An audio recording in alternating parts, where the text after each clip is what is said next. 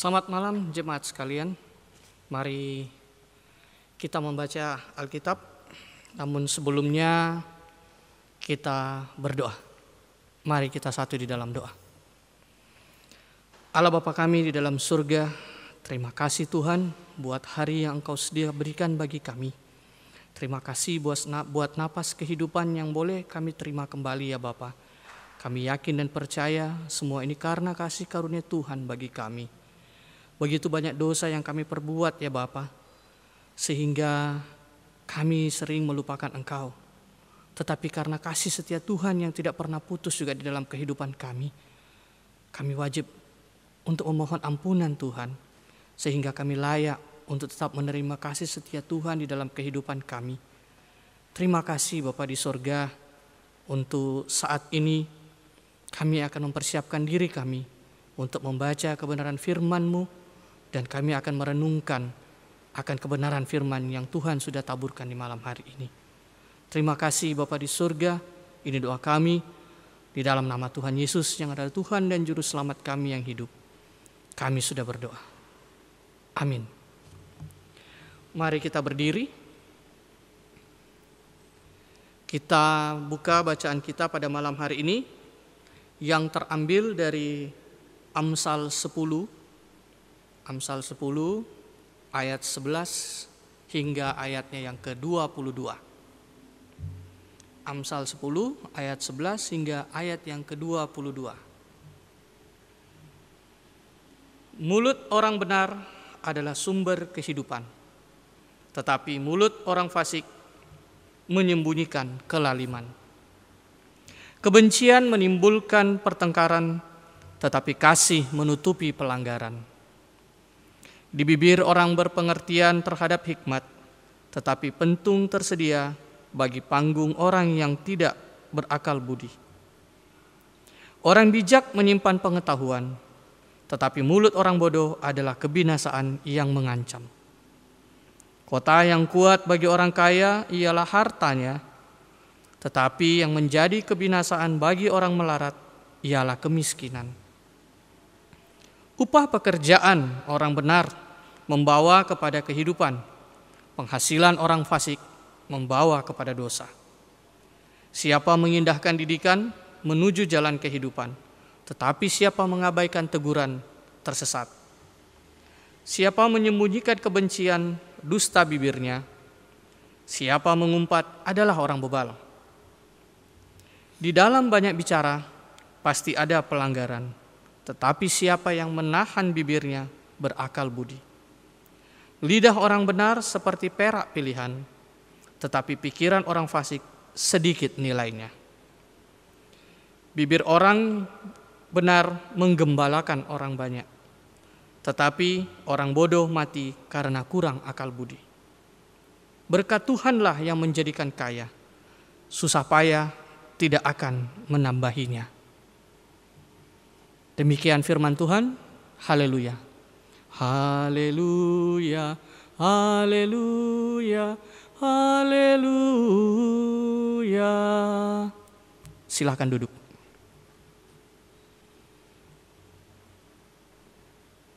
Jemaat yang terkasih, pertama-tama kita patut menaikkan puji dan syukur kepada Tuhan kita Yesus Kristus, karena hari ini kita masih diberikan nafas kehidupan, masih diberikan tambah usia 1 hari. Entah apa yang akan terjadi esok, ataupun kita tidak tahu apa yang akan terjadi beberapa menit ke depan bagi kehidupan kita. Di dalam kehidupan, kadangkala kita kurang memahami, atau dalam pengertian lain, kadangkala kita kurang kontrol terhadap kehidupan kita, terutama terhadap ucapan. Ucapan yang kita keluarkan tanpa kita sadari, kadangkala menyakiti hati orang lain, kadangkala membuat orang lain tersinggung, bahkan mungkin membuat orang lain sedih, bahkan dendam kepada kita. Dari apa yang kita baca, bahwa mulut adalah sumber dari kehidupan. Tetapi mulut juga adalah sumber dari kebinasaan. Seperti ada lagu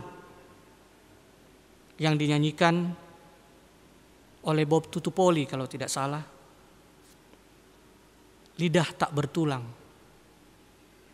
Memang lidah tak bertulang. Oleh karena itu, kelenturan lidah, kelembutan lidah, kekasaran lidah, itulah yang membuat kadangkala kita mengeluarkan kata-kata yang tidak sesuai dengan apa yang difirmankan oleh Tuhan. Kitab Amsal ini berasal dari kata Ibrani, yaitu masal, yang berarti ucapan orang bijak atau perumpamaan atau peribahasa yang berhikmat. Peribahasa yang berhikmat atau ucapan orang bijak seharusnya tidak membuat orang lain bersedih, orang lain kecewa, atau orang lain sakit hati. Karena ada kata berhikmat di situ. Pengertian hikmat sendiri kalau di dalam bahasa Indonesia adalah kemampuan untuk mengerti atau memahami mengenai sesuatu, baik itu orang atau kejadian atau situasi.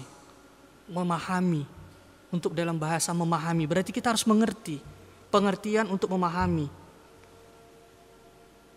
Nah, seharusnya sebelum kita mengeluarkan kata-kata kita harus bisa memahami lawan bicara kita.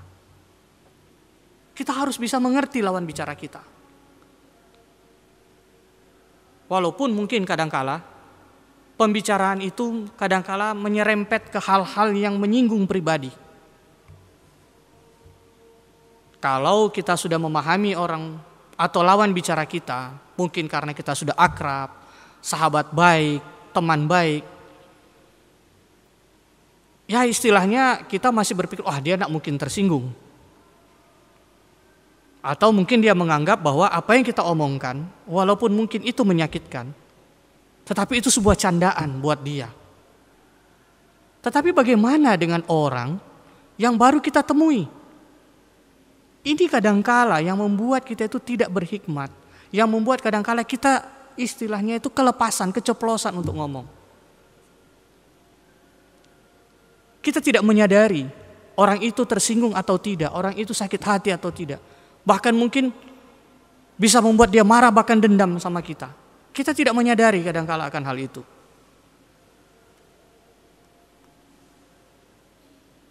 Bapak Ibu sekalian, saya yakin di dalam kehidupan kita, termasuk saya dan kita sekalian pernah mengeluarkan kata-kata yang mungkin membuat orang lain terluka, orang lain tersinggung, bahkan mungkin orang lain marah. Tetapi kita dapat melakukan, meminimalisir efek dari perkataan kita itu dengan cara kita harus memahami dulu apa yang kita perbincangkan. Sebagai contoh, kita mungkin berbicara tentang orang yang menurut kita orang itu baik, tetapi tidak di mata orang yang kita ajak bicara atau lawan bicara kita. Tetapi lawan bicara kita tidak tahu bahwa kita mengetahui siapa yang dibicarakannya, dan kita juga merasa orang yang dibicarakan itu tidak sesuai apa yang dibicarakan oleh lawan bicara kita. Sehingga kadangkala keluar kata-kata yang menyinggung. Siapa bilang kamu kan tidak kenal, kamu kan tidak paham tentang dia, saya lebih paham begini. Padahal kita mungkin tidak menyadari bahwa apa yang dilakukan oleh orang yang dibicarakan oleh lawan bicara kita itu, pada saat itu bahasa orang itu hilaf, melakukan kehilafan kepada orang tersebut, melakukan sebuah kesalahan mungkin dalam perkataan atau tindakan yang tanpa disadari oleh orang yang dibicarakan itu kepada lawan bicara kita. Nah, akhirnya lawan bicara kita menilai orang tersebut dari sudut yang tidak baik. Dan kita merasa tersinggung, kita harus mempertahankan hal itu bahwa ini baik, orang ini baik. Tapi sebaik apa, kita tidak tahu. Begitu juga lawan bicara kita tidak mengetahui seburuk apa orang itu telah menyakiti dia. Ini yang menjadi dilema kadangkala di dalam kehidupan kita. Oleh sebab itu, kita perlu menjaga segala perkataan. Kita perlu mengukur sejauh mana kita harus berbicara tentang sesuatu, tentang seseorang, tentang sebuah kejadian, sehingga tidak menimbulkan ketersinggungan dari lawan bicara.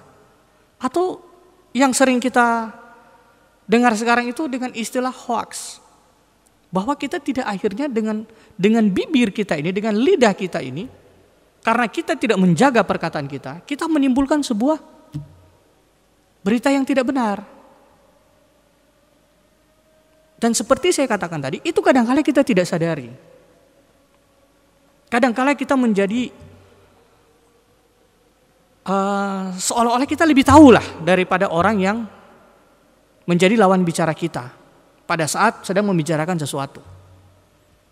Kita merasa lebih tahu. Dia lebih tidak tahu dari kita.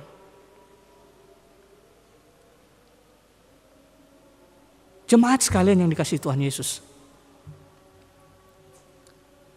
kehidupan kita selalu dikatakan orang seperti roda. Kadangkala di atas, kadangkala di bawah, kadangkala dia berada di tengah. Begitu juga dengan mulut kita. Kadangkala memang kita mengeluarkan kata-kata yang pedis. Kadangkala kita mengeluarkan kata-kata yang tidak sesuai. Kadangkala juga kita mengeluarkan kata-kata yang begitu indah.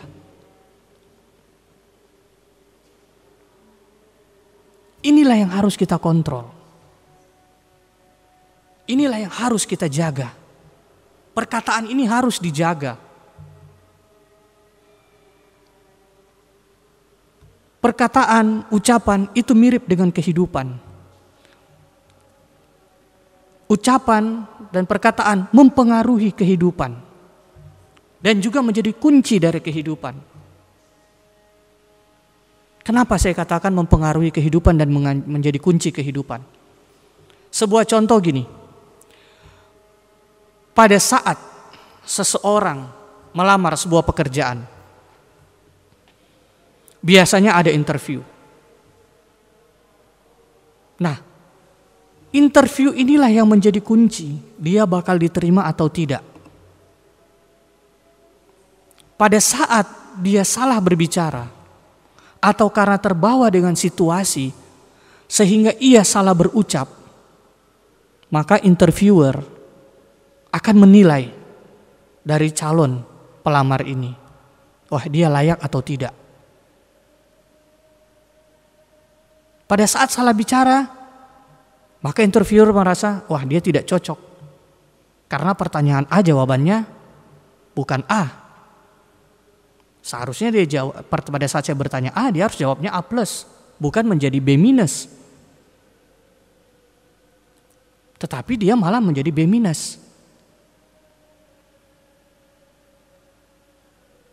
Coba lagi ya, saya memancing ke hal yang lain, umpamanya tentang lingkungannya. Tadi saya sudah pancing tentang pekerjaan, yang dia dalam resumenya itu, dalam CV-nya itu dia mengatakan bahwa dia biasa melakukan pekerjaan itu. Tetapi kok saya tanya seperti ini, apakah ada pengaruh pada saat sebelum dia datang? Coba saya alihkan dulu ke yang lain. Ini semua akan berpengaruh. Apalagi pada saat kita interview datang dengan emosi. Mungkin di perjalanan kita terjadi sesuatu akhirnya emosi. Sehingga apa yang kita persiapkan dengan baik dari rumah, semuanya berantakan. Begitu juga dengan kehidupan kita. Tidak hanya pada saat interview, tetapi di dalam pekerjaan, di dalam lingkungan. Lidah kita juga menentukan kehidupan kita. Tidak sedikit kita sering mendengar berita bahwa ada korban yang harus melayang jiwanya hanya karena mulut yang salah mengeluarkan kata-kata yang membuat orang lain tersinggung sehingga dia harus membunuh.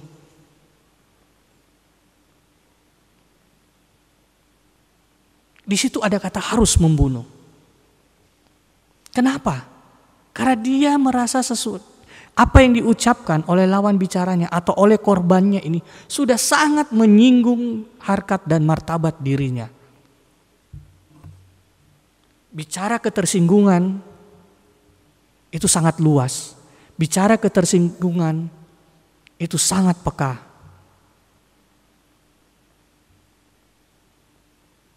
Karena ketersinggungan itulah yang bisa mengakibatkan kehidupan kita berubah. Oleh karena itu mulut itu perlu dijaga. Karena perkataan yang kita keluarkan akan mengakibatkan sesuatu di dalam kehidupan kita. Baik buruknya kehidupan kita ya, itu tergantung dari lidah kita. Demikian juga saudara, tidak hanya bicara tentang perkataan.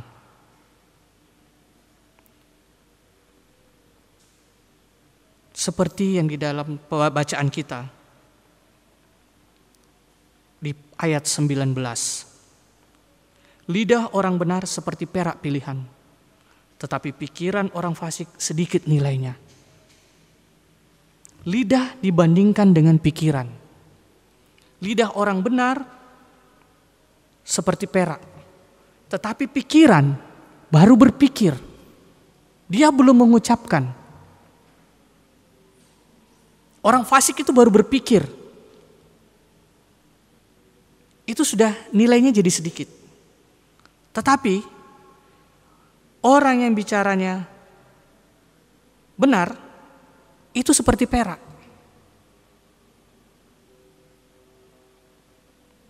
Coba kita membandingkan bicara dan berpikir. Berarti sudah dilakukan dan belum, baru akan. Baru akan aja sudah salah. Baru akan loh. Karena apa yang kita ucapkan keluar dari pikiran. Ya, contohnya begini. Seseorang ingin melakukan sesuatu beberapa waktu kemudian, itu biasanya ada dalam pikirannya dulu. Oh, saya mau melakukan ini. Nah, kalau orang fasik, dia sudah berpikir, oh saya mau melakukan ini karena saya harus begini nih. Kalau orang fasik itu kan sesuatu yang apa ya? Kalau menurut kita itu hal yang tidak baik lah. Berpikiran yang tidak baik. Ya, jadi istilahnya dia berpikir sudah tidak baik. Itu sudah tidak ada nilainya. Itu baru berpikir, belum dilakukan atau belum diomongkan.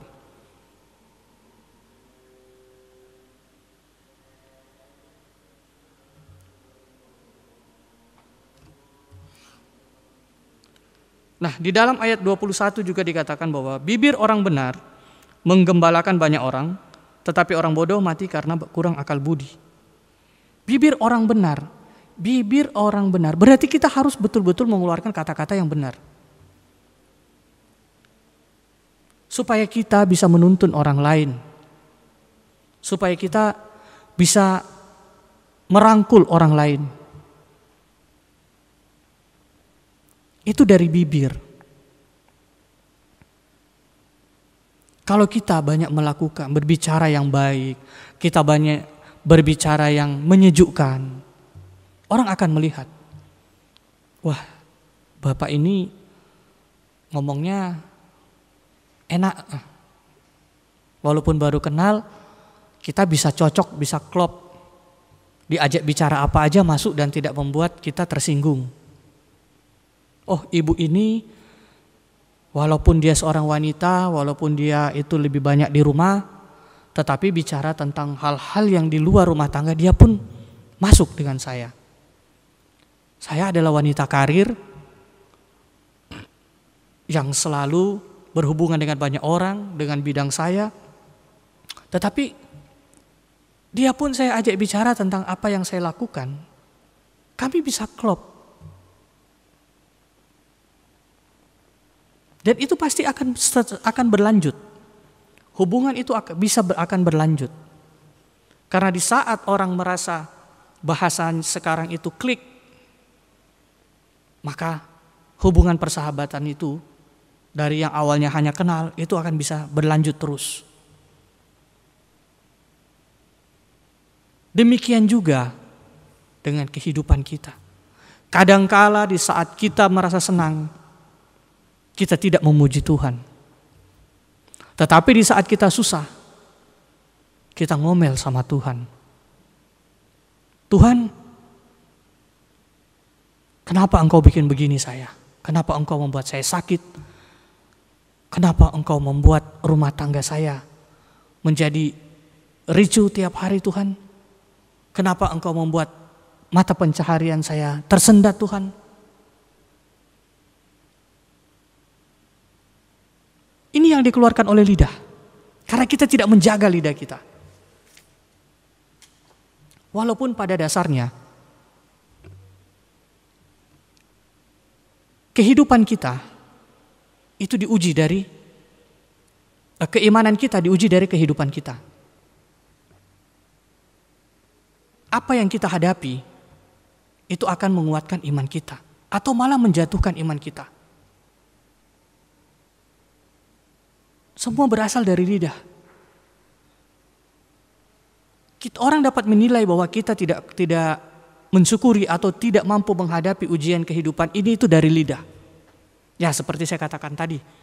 Di saat senang kadang kita mengucap syukur, tetapi di saat susah kita mengeluh.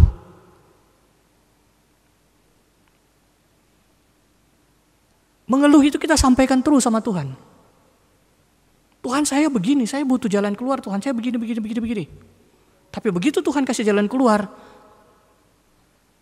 tidak ada kata, oh, terima kasih Tuhan, Engkau sudah memberikan saya jalan keluar. Tidak ada. Kadang-kala kita merasa dengan adanya jalan keluar itu kemampuan kita. Karena otak kita sanggup untuk berpikir, ini loh jalan keluarmu dari persoalan yang kamu hadapi saat ini.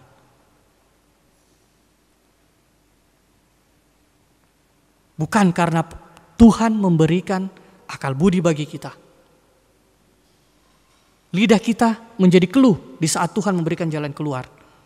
Tetapi lidah kita menjadi lancar di saat kita mendapatkan tantangan dalam kehidupan.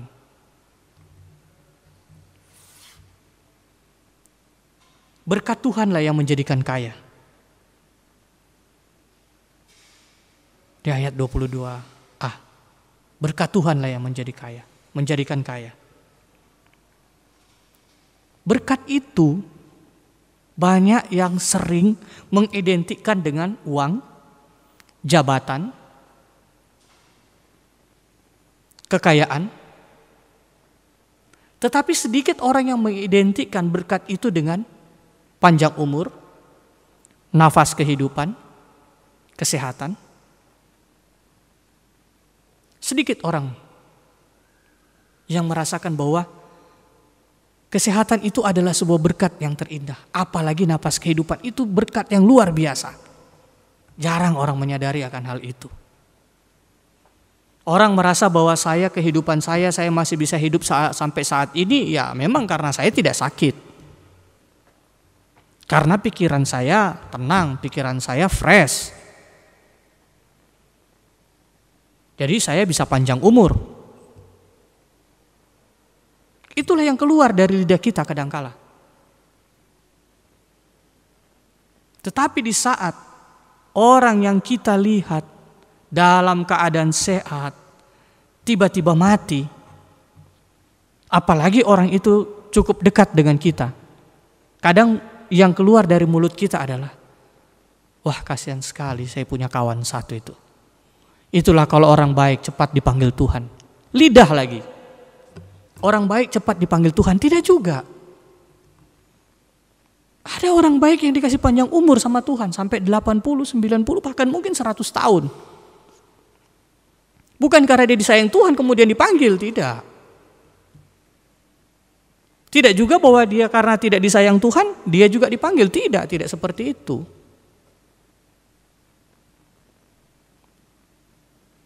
Karena Tuhan melihat hidup kita sudah berlaku benar apa belum.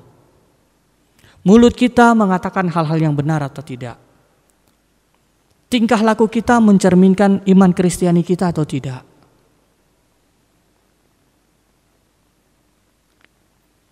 Siapa yang menjadikan kita kaya? Bukan karena kemampuan kita, tidak. Siapa yang membuat kita bisa dapat pekerjaan yang baik, kita bisa naik jabatan? Apa karena pekerjaan kita? Tidak. Tapi karena kita hidup berdasarkan kebenaran firman Tuhan.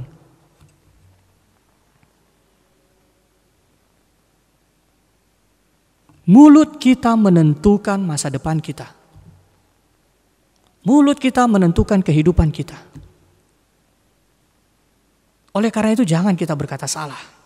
Jangan kita menggunakan mulut kita untuk hal-hal yang tidak benar. Berbicara sesuatu yang tidak sesuai dengan kenyataan, berbicara tentang sesuatu yang tidak sesuai konteks, bahkan berbicara bohong. Yang saya katakan tadi, berbicara sesuai dengan tidak benar atau hoax tadi. Banyak dari kita yang akhir-akhir ini sering dihadapkan dengan berita-berita hoax. Atau mungkin kita menjadi salah satu sumber berita hoax tersebut. Contoh, ada yang mengatakan bahwa situasi corona saat ini akibat ini, karena si ini begini. Situasi yang dihadapi situasi corona saat ini adalah bohong, karena rumah sakit pengen cari uang, makanya harus rapid test. Padahal itu semua tidak ada gunanya. Ada yang bilang corona ini konspirasi politik. Lalu dari mana kita bisa mengambil kesimpulan itu? Toh dikembalikan kepada kita masing-masing. Kita percaya enggak tentang hal itu? Kalau kita kembalikan ke ayat 21 tadi, bibir orang benar menggembalakan banyak orang. Nah, kalau kita menceritakan atau mengeluarkan perkataan yang tidak sesuai, apakah itu kita menggembalakan banyak orang? Tidak, saudara. Kita justru menjerumuskan banyak orang, bukan menggembalakan. Kalau sudah kita mendengar tadi seperti yang saya katakan contoh tadi, oh corona ini adalah konspirasi politik untuk ini, dan kita terima itu, dan kita sebarkan itu, dan akhirnya orang yang mendengar cerita kita itu akhirnya terkena penyakit itu dan mati. Apakah itu kita menggembalakan orang?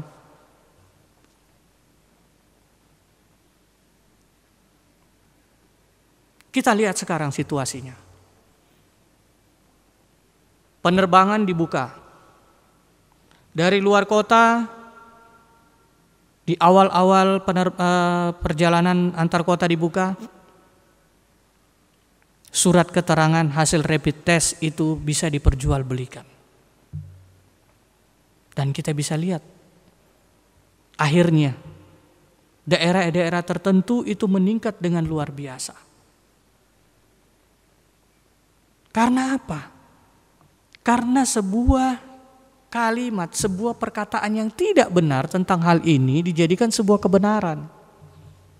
Dan itu terus diulang, sehingga orang yang lain yang tidak terlalu paham mendengar dari kita yang seolah-olah lebih paham dari mereka menjadikan omongan kita sebagai sebuah kebenaran.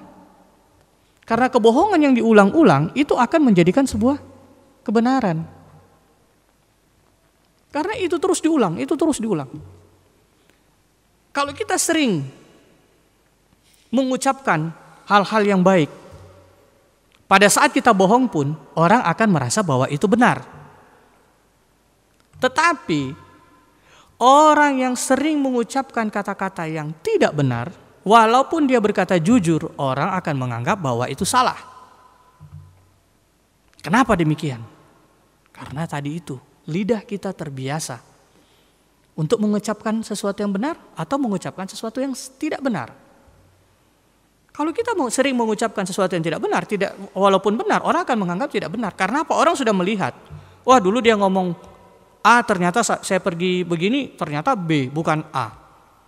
Datang lagi satu orang, betul, dia waktu itu bilang sama saya C, padahal setelah saya lihat bukan C.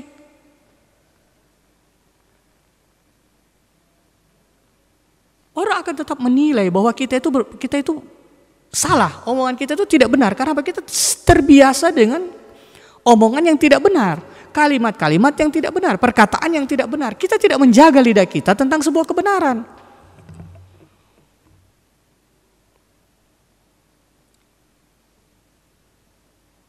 Apa yang harus kita lakukan? Berusaha meyakinkan orang itu? Tidak bisa, Bapak Ibu sekalian. Tidak bisa kita yakinkan. Kenapa? Karena orang sudah menandai kita, mencap kita sebagai orang yang omongannya tidak bisa dipegang. Kalau zaman saya kecil dulu, ada istilah kami di antara teman-teman masa kecil sampai masa remaja saya, pemuda saya. Kalau kau dengar omongannya si A, 1000 Tuhanmu. Ada juga istilah kami lain itu, kau dengar dia. Kalau kamu dengar dia tuh 100 dia ngomong, setengah aja yang benar. Bayangkan, dari 100 hanya setengah, bukan 1, setengah. Nah, kalau kita sudah dicap seperti itu, apakah orang akan percaya? Tidak.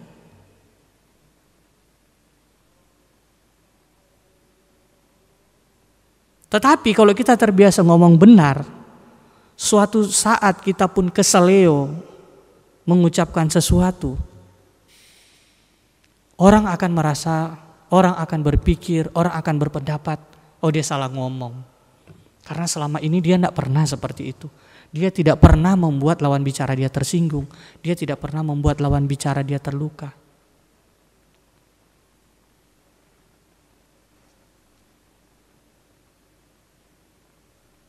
Sehingga apapun yang terjadi, pasti orang lain akan mengerti. Olehnya itu Bapak Ibu sekalian, sebaiknya mari kita jaga lidah kita. Kita jaga ucapan kita agar kita bisa menggembalakan orang banyak. Dalam kehidupan kita, baik bermasyarakat maupun bergereja. Dalam pekerjaan, dalam situasi apapun, kita harus bisa menjadikan mulut kita, menjadikan bibir kita mengeluarkan perkataan-perkataan yang benar, yang sesuai dengan firman Tuhan dan sesuai dengan keadaan yang sebenarnya. Jangan lagi kita merasa bahwa omongan kita ini nanti kan bisa saya ralat. Omongan ini yang saya keluarkan mungkin salah, tapi sudah terlanjur biarkan saja. Kalau memang salah kita katakan salah, kalau memang benar kita katakan benar. Oleh sebab itu Tuhan, saudara Bapak Ibu sekalian, mari sama-sama kita jaga lidah kita jaga mulut kita untuk selalu berkata dengan baik, untuk selalu berkata dengan benar, sesuai dengan apa yang difirmankan Tuhan Yesus. Amin.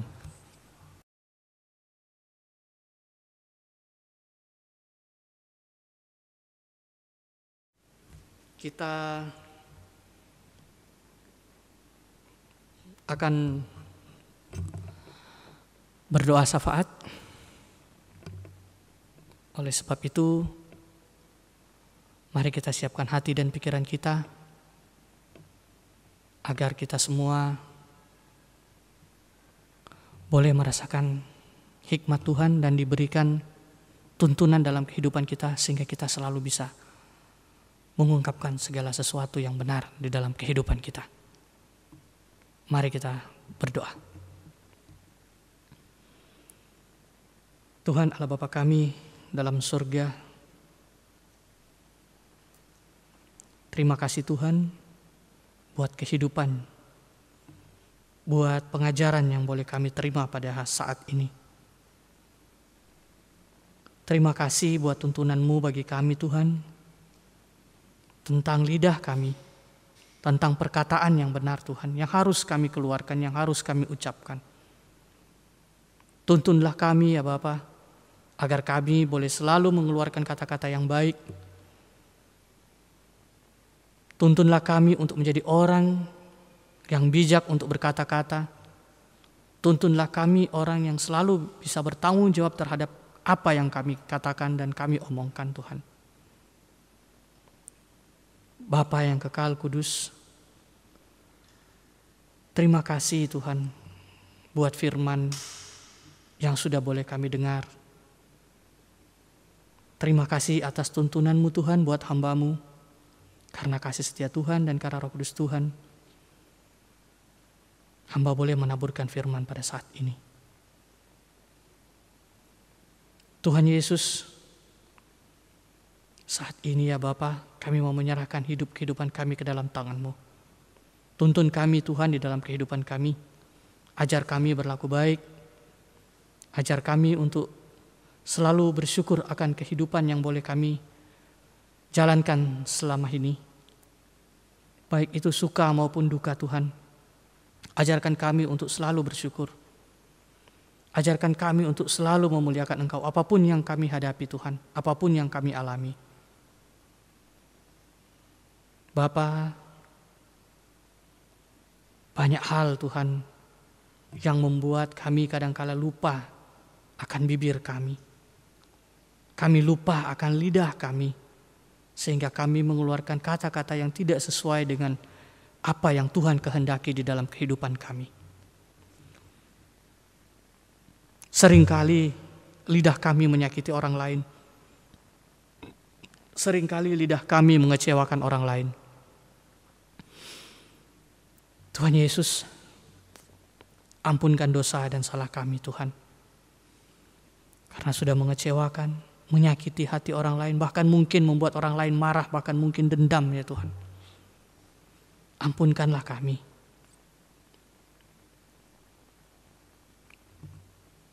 Jamah kami Tuhan, pulihkan kami, pulihkan lidah kami, agar kami boleh mengeluarkan kata-kata yang benar. Hidup kehidupan kami Tuhan, kami serahkan ke dalam tangan-Mu. Demikian juga lidah kami Tuhan. Berikan kami hikmat-Mu, agar kami selalu berpikir sebelum mengeluarkan kata-kata bagi lawan bicara kami. Terlebih Tuhan, ajar kami dan beri kami hikmat sebelum kami mengeluarkan kata-kata terhadap Engkau di saat kami menghadapi sebuah masalah. Kami sadar ya Bapa,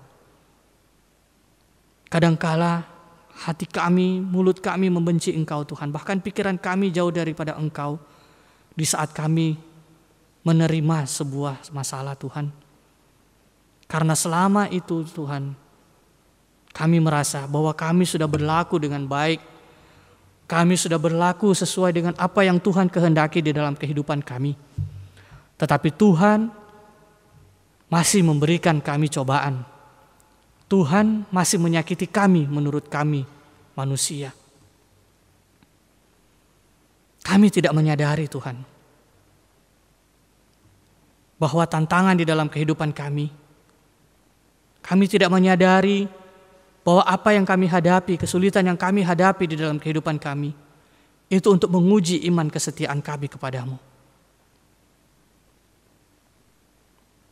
Kami hanya lebih senang bersekutu di saat suka kami Tuhan. Kami sering melakukan ucapan syukur di saat kami mendapatkan pekerjaan, naik jabatan, ataupun mendapat sesuatu yang menurut hitungan manusia dapat diukur. Kadangkala kami tidak mengikuti ukuran yang Tuhan berikan bagi kami, yaitu ucapan syukur. Kami tidak mengucap syukur di saat Tuhan memberikan kami ujian. Padahal di dalam pendidikan pun, sejak kami TK sampai dengan kami mencapai pendidikan tertinggi kami, selalu ada ujian pada saat kami naik jenjang. Tetapi kami tidak menyadari Tuhan, pada saat jenjang keimanan kami juga diuji, kami malah merasa Tuhan jauh dari kami. Kami justru menjauhkan diri daripada Tuhan. Bahkan kami, Tuhan, kadangkala kami malah meninggalkan Engkau. Kami menghujat Engkau. Kami membenci Engkau. Karena bagi kami tidak layak untuk menerima ujian tersebut. Olehnya itu ya Bapa, sekali lagi, kuatkanlah kami. Berikan kami hikmat-Mu Tuhan, agar kami dapat memahami apa yang menjadi kehendak Tuhan di dalam kehidupan kami. Saat ini Tuhan, di rumah kami masing-masing, jemaat-Mu Tuhan saat ini ada yang sedang berbeban, baik itu beban pikiran, beban ekonomi, atau beban apapun itu Tuhan. Kami undang Engkau hadir di dalam kehidupan mereka. Hamba bermohon Tuhan, kiranya Engkau jamah mereka, Engkau datang kepada mereka Tuhan. Berikan pemulihan bagi mereka, apapun itu yang saat ini mereka hadapi. Kalaupun mereka saat ini karena dihadapkan dengan berbagai macam persoalan Tuhan, mereka jauh daripada Engkau, hamba yakin dan percaya Tuhan tidak akan menjauhi mereka, tetapi Tuhan akan menuntun tangan mereka, Tuhan akan mengangkat mereka, sehingga mereka boleh terlepas dari beban yang selama ini menghimpit mereka. Kuatkan mereka ya Bapa. Begitu juga ya Bapa, mungkin ada jemaat yang saat ini sedang mengalami sakit. Kiranya juga Engkau menjamah, Engkau berikan yang terbaik Tuhan. Apapun itu, kami manusia hanya bisa memohon. Tetapi kami yakin dan percaya, apapun yang Tuhan putuskan, itulah yang terbaik bagi mereka dan keluarga mereka. Kehidupan kami adalah milik-Mu Tuhan. Sehingga apapun yang Tuhan sudah tentukan bagi kami sebagai milik kepunyaan-Mu, kami akan terima ya Bapa. Karena kami adalah milik-Mu. Hak sepenuhnya ada padamu. Kami hanya mau menyerahkan semuanya ini ke dalam tangan Tuhan. Apapun itu Bapa, keputusan yang Engkau ambil, itulah yang terbaik buat mereka dan keluarga mereka. Saat ini kami dihadapi dengan pandemi corona ini ya Bapa. Puji Tuhan, jemaat-Mu di GPIB Immanuel ini Tuhan, Engkau lindungi semua, Engkau berikan kesehatan, sehingga tidak ada satupun yang terdengar saat ini mengalami hal ini. Kami mengucap syukur ya Bapa, atas berkat terindah ini bagi kami pribadi, lepas pribadi, maupun sebagai persekutuan jemaat di GPIB Immanuel Balikpapan ini ya Tuhan. Dan saat ini juga ya Bapa, di masa-masa era baru ini Tuhan, kami akan kembali beribadah di rumah-Mu, di rumah yang kudus ini Tuhan. Berbagai persiapan sudah dilakukan, dengan berbagai keterbatasan. Tetapi ya Bapa, semuanya hamba kembalikan ke dalam tangan Tuhan. Kiranya Tuhan berikan kami hikmat-Mu, agar apapun yang kami lakukan dalam menjalankan tugas kami, melayani Engkau, ataupun beribadah di rumah Tuhan ini, boleh kami lakukan sesuai dengan aturan yang ada. Olehnya itu Tuhan, berikan kami hikmat-Mu, dan juga kepada petinggi-petinggi kami Tuhan, berikan mereka hikmat, agar keputusan yang mereka ambil tentang ibadah ini ya Bapa, boleh kami lakukan dan seturut dengan kehendak Tuhan. Walaupun saat ini keterbatasan jumlah jemaat yang diizinkan hadir Tuhan sangat sedikit, kami serahkan ke dalam tangan Tuhan. Kiranya Tuhan menjamah, Tuhan beracara kepada pihak-pihak yang berkompeten di dalam hal ini Tuhan, untuk memberikan izin ibadah kami. Untuk kiranya kami boleh lebih banyak lagi yang datang beribadah. Kerinduan kami untuk bersekutu di rumah-Mu ini ya Bapa, begitu besar.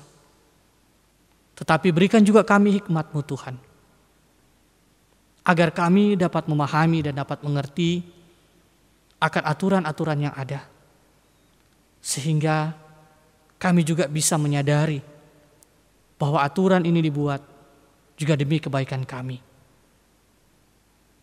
Dan ajar kami juga memahami Tuhan, bahwa keputusan ini juga berasal dari Tuhan untuk menjaga kami, anak-anak Tuhan, selalu berada dalam keadaan yang sehat. Terima kasih Tuhan Yesus.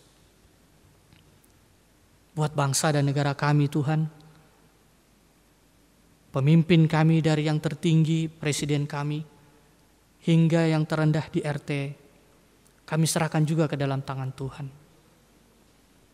Berikan kemampuan Tuhan, berikan kekuatan, berikan mereka hikmat-Mu Tuhan, di dalam menjalankan roda pemerintahan ini di masa pandemi ini Tuhan. Sehingga keputusan-keputusan yang diambil oleh pemimpin-pemimpin kami akan berefek baik bagi rakyat Indonesia, terlebih akan berefek baik bagi anak-anak Tuhan. Berikan mereka rahmat-Mu Tuhan, berikan mereka hikmat-Mu, sehingga segala sesuatunya ya Bapa, mereka boleh putuskan sesuai dengan apa yang Tuhan kehendaki. Walaupun saat ini ya Bapa, pemimpin kami sedang diguncang dengan berbagai macam cara Tuhan, tapi kami yakin dan percaya Dia adalah orang yang Engkau pilih untuk menjadi pemimpin bangsa kami. Kami serahkan ke dalam tangan Tuhan. Apapun yang akan terjadi Tuhan, kami juga serahkan semuanya ke dalam tangan Tuhan. Karena kami yakin dan percaya yang akan terjadi itulah yang terbaik bagi kehidupan bangsa dan negara kami. Lindungi kepala negara kami, lindungi negara kami, lindungi bangsa kami dari perpecahan Tuhan, yang saat ini mulai nampak di sana sini. Engkau jamah Tuhan orang-orang yang selalu membuat keributan. Engkau jamah orang-orang yang selalu membuat pertikaian dan permusuhan Tuhan antar anak-anak bangsa kami. Engkau sentuh mereka, Engkau angkat mereka Tuhan. Jadikan mereka penjala-penjala manusia, bukan perusak-perusak manusia. Berikan mereka kata-kata yang benar Tuhan, sehingga mereka boleh menggembalakan umat, bukan menjadi provokator yang merusak umat. Apalagi merusak hubungan antara satu dengan yang lainnya. Jamah mereka Tuhan. Gereja kami Tuhan, kami serahkan ke dalam tangan-Mu. Ibu Pendeta Like, PHMJ, majelis dan jemaat yang ada juga kami serahkan ke dalam tangan Tuhan. Berkati kami Tuhan, jaga lindungi kami, sertai kami, berikan kami kesehatan, berikan kami sukacita, damai sejahtera di dalam hati Tuhan.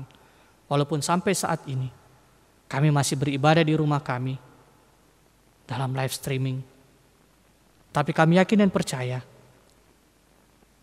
dimanapun kami berkumpul, 2 atau 3 orang, di situ Tuhan hadir. Bukan tempat, bukan gedungnya, tetapi gereja adalah jiwa kami. Gereja ada di dalam hati kami. Karena gereja bukanlah gedungnya, tetapi orangnya. Berikan kemampuan bagi kami Tuhan untuk berhikmat di dalam masa-masa pandemi ini, untuk beribadah, memuji di dalam nama Tuhan. Kami boleh melakukannya dengan sukacita. Kami boleh melakukannya dengan penuh ucapan syukur. Terlebih ya Tuhan, kami melakukannya di dalam iman percaya kami kepadamu. Bapa yang baik, hidup kehidupan kami adalah milik-Mu. Olehnya itu Tuhan, kami yakin dan percaya semuanya ini adalah milik Tuhan, dan Tuhan yang menentukan akan kehidupan kami. Sedetik pun kami tidak dapat menambahkan usia nafas kami. Tetapi beribu-ribu detik, berjuta-juta detik Tuhan dapat menambahkannya selagi Tuhan berkehendak. Terima kasih Tuhan Yesus akan apa yang boleh kami rasakan di dalam kehidupan kami. Walaupun di tengah-tengah kesulitan ekonomi, anak-anak Tuhan masih diberikan hikmat, masih diberikan kemudahan untuk mendapatkan kehidupan dan mencukupi akan kehidupan rumah tangga masing-masing. Terima kasih juga Tuhan, kalau sampai saat ini kami masih boleh bekerja, kami masih boleh menghidupi keluarga kami di tempat kami bekerja sebelum pandemi ini ada. Dan kalaupun Tuhan, ada dari jemaat Tuhan di GPIB Emmanuel ini yang tidak lagi bekerja di tempatnya, dia bekerja sebelum pandemi Tuhan, kami serahkan ke dalam tangan Tuhan. Engkau berikan hikmat-Mu, Engkau berikan beribu macam cara, Engkau bukakan beribu jalan Tuhan, agar ia dan mereka tetap boleh mendapatkan penghidupan ekonomi mereka Tuhan, karena hikmat daripada Tuhan. Terima kasih Bapak, terima kasih. Ini doa kami Tuhan Yesus, di dalam nama Tuhan yang sudah mengajar kami berdoa. Bapa kami di dalam surga, dikuduskanlah namamu, datanglah kerajaan-Mu, jadilah kehendak-Mu di bumi seperti di surga. Berikanlah kami pada hari ini makanan kami yang secukupnya, dan ampunilah akan segala kesalahan kami, seperti kami juga sudah mengampuni orang bersalah kepada kami. Dan jangan bawa kami ke dalam pencobaan, tapi lepaskanlah kami dari yang jahat. Karena Engkaulah yang empunya kerajaan dan kuasa dan kemuliaan sampai selama-lamanya. Amin.